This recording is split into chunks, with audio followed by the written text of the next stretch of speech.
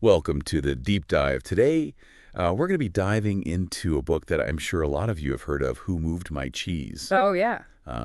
Talking mice, cheese, maize, all that good stuff. It's a classic. It is a classic, and we're going to figure out what it means for you. Yeah, and that's, I think, what's so cool about this book, Who Moved My Cheese, is that it really does resonate with such a wide range of people. I mean, I've heard people talk about it from, like, CEOs to students to, artists. Like, everybody seems to get something out of this book, and it's not just a cute story. It's about something, like, deeply human about how we deal with change. Yeah, and it uses this really lighthearted parable to get to these, really big ideas. So, we have Sniff and Scurry, the mice, and Hem and Haw, the little people, running around in a maze looking for cheese. What's going on here? These aren't just, like, cute little characters, are they? No, absolutely not. You can really think of them more as, like, reflections of different parts of ourselves when we're facing the unknown or something unexpected happens. So you've got Sniff, and he's, true to his name. He's all about sensing change early on. He's really good at picking up on those subtle shifts that most of us tend to miss. So he's the one who's noticing, like, oh, the cheese is getting a little old. Maybe there's a little less than there used to be. Exactly. And everyone else is still in the dark. Exactly. And then you've got Scurry, who's all about action, right? So while everybody else is kind of like, waiting around or hesitant, Scurry's like, let's go. We need to find some new cheese, Yeah, no time to waste. He's got that don't overthink it, just go kind of energy, which is interesting because it's kind of the opposite of our next two characters, Hem and Haw, Yeah. who I think a lot of us can probably relate to a little too well sometimes. Totally, yeah. Well, we've all been Hem at some point, right? Oh, yeah. The denial, the resistance, that like, why me kind of feeling when change comes along and disrupts our nice, comfortable little routines. I mean, that's not fair. Yeah, he's that voice in our heads that's like, no, I liked things the way they were. This is not cool. And then you got poor Haw. Yeah, frozen in fear. Frozen in fear, exactly. He knows he should probably do something, but the unknown is just absolutely terrifying. Yeah. So he gets stuck in that analysis paralysis, overthinking every possible outcome. It's really fascinating because both Hem and Haw are reacting to the same event, right? Which is that the cheese, their source of, happiness and security, their cheese has disappeared. Okay. And, it's important to point out that this cheese, it's not really just literal cheese, right? It represents anything we value and strive for, that dream job or loving relationship or even just, financial security. Yeah, our goals, yeah. So when the cheese moves in the story, it's not just a minor inconvenience. It's like our whole world is shifting. So no wonder we react so strongly, right? Right, of course. And the maze itself, I mean, it's not just a random maze, is it? No, not at all. You can think of it as representing the environment where we're all searching for our own, version of cheese. So, maybe it's our workplace or our relationships or even just our own, internal landscape of thoughts and beliefs. Sure, yeah. And just like a real maze, it's full of twists and turns and dead ends. You never quite know what's around the corner. So we've got our characters, the cheese, the maze. How does this all play out? Well, the story begins with all four of our characters. They're pretty happily settled at Cheese Station C, Okay. which is just this place that's overflowing with their favorite cheese. They've established their routines, they're comfortable, maybe a little bit complacent. Now, the mice being, simple and instinctive creatures, they continue to, check their surroundings each day, just in case. But Hem and Haw, no, they're decorating their little cheese houses, assuming that abundance will last forever. Classic mistake. Taking it for granted, right? Yep.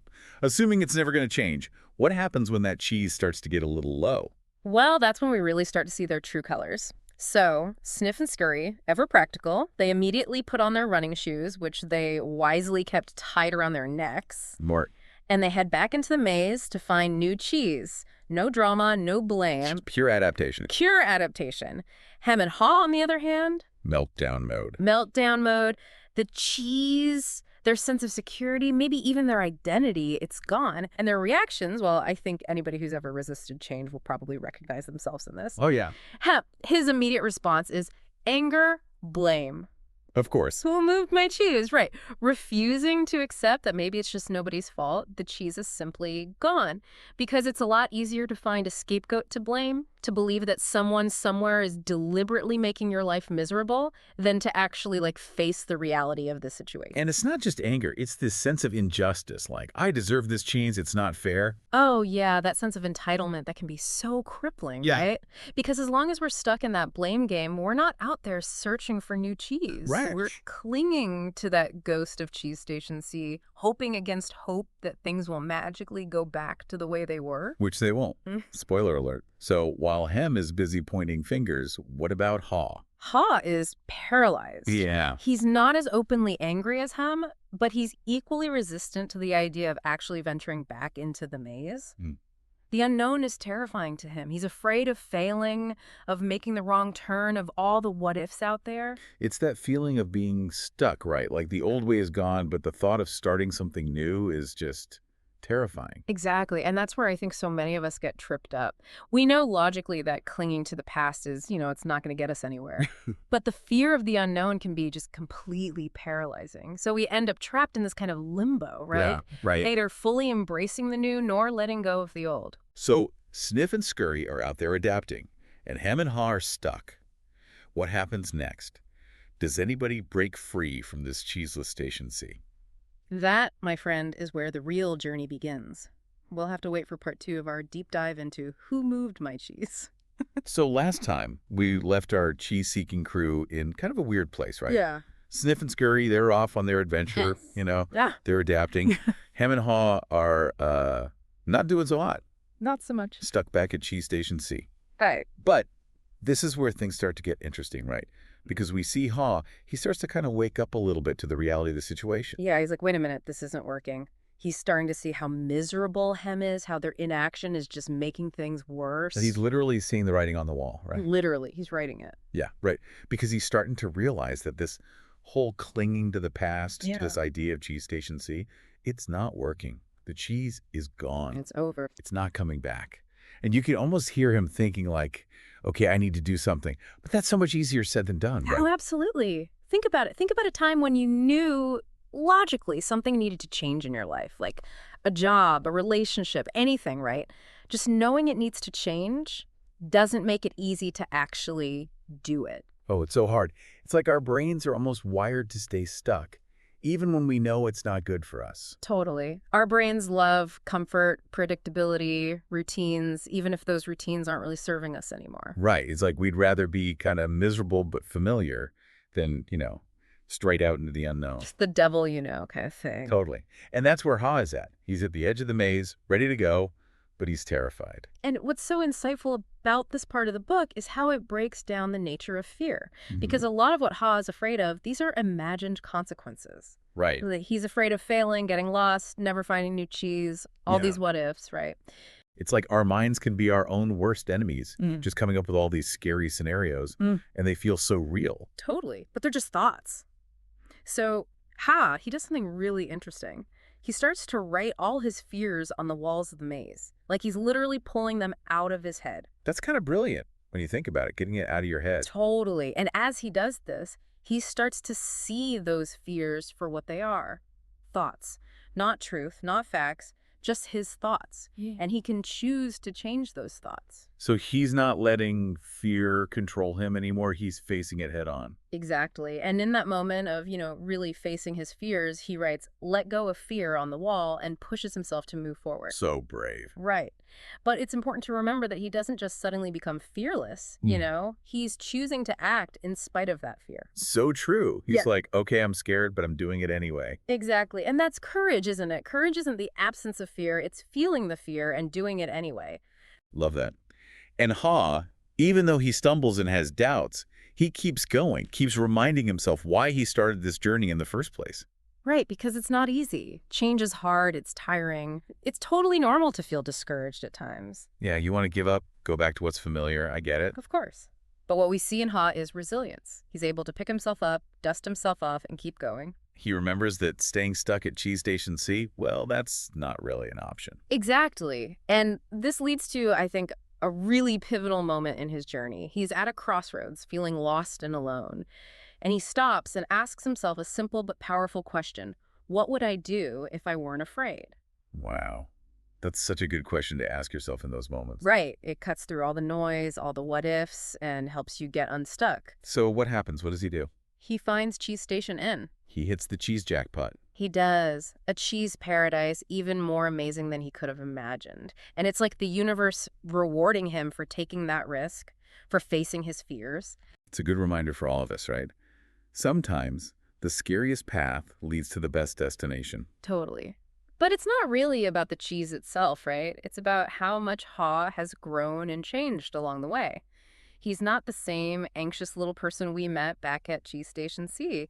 He's learned to embrace the unknown, to adapt, and even find joy in the journey. He's like a totally new Haw. So how do we take all this cheesy wisdom and apply it to our own lives? That's what we'll be talking about in part 3 of our deep dive.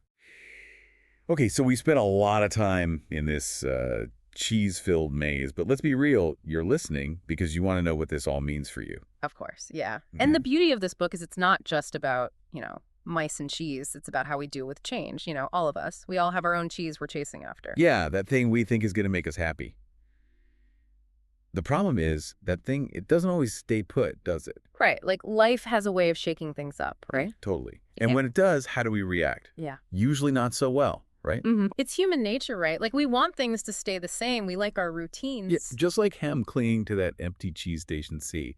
But the thing is, clinging to that old cheese, that old dream that's not even working anymore, it's not doing us any favors. It's like staying in a job you hate just because you're used to it. Or a relationship that's clearly run its course, but the thought of starting over is just, ugh. It's so hard. But the book does give us some good advice for actually dealing with change. Remember all those sayings, how writes on the wall? Right, like little nuggets of wisdom. Yeah. And one of the big ones is that whole idea of anticipating change. Being like, sniff, who could sense when things were shifting? So like paying attention to what's going on around us instead of just being blindsided by it, right? Exactly. Like, what's happening in your career? Are there changes coming? What about your relationships? Are you taking care of yourself? It's about noticing the signs, the little things. So that when things do change, you're more ready for it. Right. And then there's adapting quickly, like scurry. Right. No hesitation, just action. Put on those running shoes and go. Exactly. But of course, that doesn't mean being reckless, right? It's about recognizing when it's time to make a change and then actually having the courage to do it.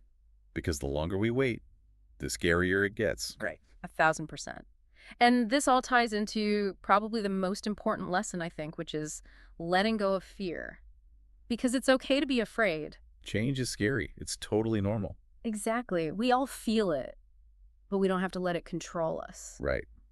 Remember Ha asking himself, what would I do if I wasn't afraid? That's such a good question. Right. Because it helps you focus on what you actually want, not what you're afraid of. So instead of seeing change as this big scary thing, maybe we can start to see it as an adventure. Exactly. With new and exciting possibilities. Maybe even some delicious new cheese. Well, that's our deep dive into Who Moved My Cheese. We hope you enjoyed it and that you learned a little something about how to navigate the maze of life. And who knows, maybe you'll even find some new cheese along the way. Thanks for listening.